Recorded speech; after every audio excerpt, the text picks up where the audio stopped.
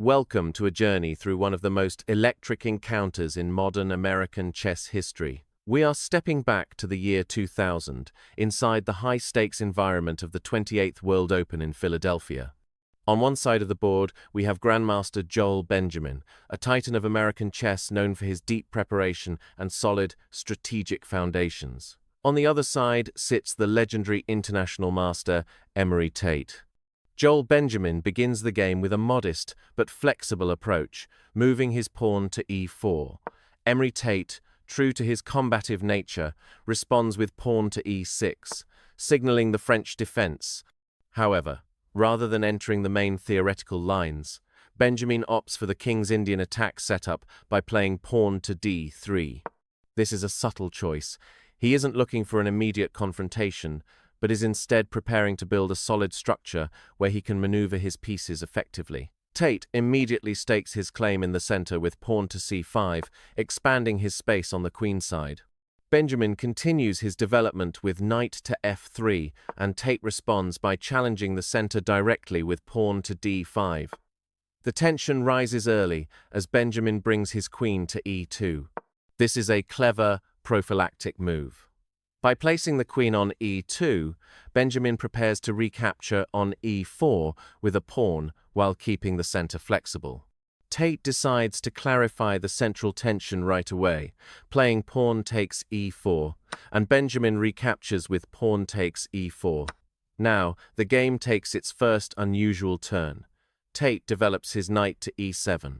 This is a somewhat provocative move, intending to reroute the knight to c6 or f5. Benjamin, sensing an opportunity to exploit the slightly awkward placement of black's pieces, brings his knight to a 3. It's an unconventional square for a knight, but it eyes the d6 and c4 squares, looking to leap into the heart of the black position. Tate continues his plan with knight from e7 to c6, centralizing his piece. Benjamin responds with pawn to c3, a solid move that blunts the knight's influence and prepares a safe retreat for his own pieces if needed. Tate develops his bishop to e7, finishing his kingside development, and Benjamin mirrors him by placing his bishop on f4. The stage is set. Both players are mobilized, but the storm is about to break. Tate castles his king to safety on the king's side, and Benjamin moves his queen to c2. This is a key moment. The queen is now perfectly aligned on the c-file, and Benjamin is preparing to castle queenside himself, setting the stage for an opposite-side castling battle, the most exciting scenario in chess. Tate, never one to sit back, plays knight to d7, looking to reposition his pieces for a counterattack. Benjamin brings his bishop to b5, pinning the knight on c6 and putting immediate pressure on Tate's structure. Most players would react cautiously here, but Emory Tate was not most players. He unleashes a direct assault on the kingside with pawn to g5. This is a massive commitment. He is intentionally weakening his own king's cover to kick Benjamin's bishop away. Benjamin calmly slides his bishop back to e3. Tate doesn't stop. He pushes forward with pawn to f5, trying to tear open the center and the kingside. He is playing for the win, daring the Grandmaster to find a defense. Benjamin accepts the challenge and plays pawn takes f5. Tate recaptures with pawn takes f5. Now, the king's safety for both sides is becoming a major concern. Benjamin finally castles his king to the queen side, placing it on the c1 square. The lines are drawn.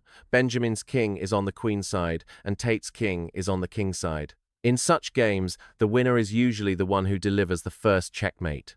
Tate pushes his pawn to f4, attacking the bishop on e3.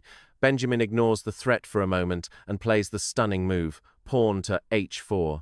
This is a masterstroke. He is willing to give up a piece to open lines against the black king. Tate plays pawn takes h4, opening the g-file, but now Benjamin's pieces are coming alive.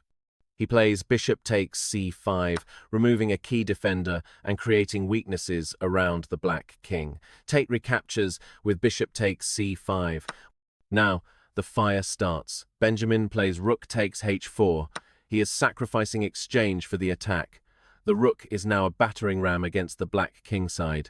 Tate brings his queen to e7, trying to hold his position together, but Benjamin is relentless.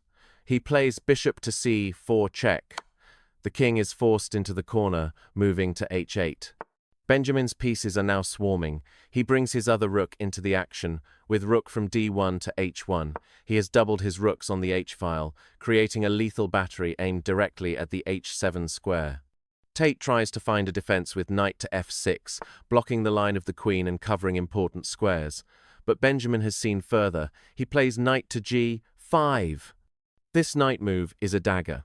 It threatens mate on h7 and puts immense pressure on the f7 square. The tension in the room must have been unbearable. Tate, in a desperate attempt to create counterplay, plays bishop to e3 check. He is trying to disrupt Benjamin's coordination. Benjamin calmly moves his king to b1, tucked safely away. Tate plays pawn to h5, trying to close the h-file and stop the immediate mate. But Benjamin has a tactical sequence prepared that is nothing short of breathtaking. He plays rook takes h5 check, a second rook sacrifice. This is pure calculated aggression.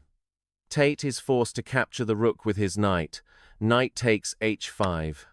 But the h-file is now open for the queen. Benjamin plays rook takes h5 check. The king is forced out of its hiding spot. Tate moves his king to g7.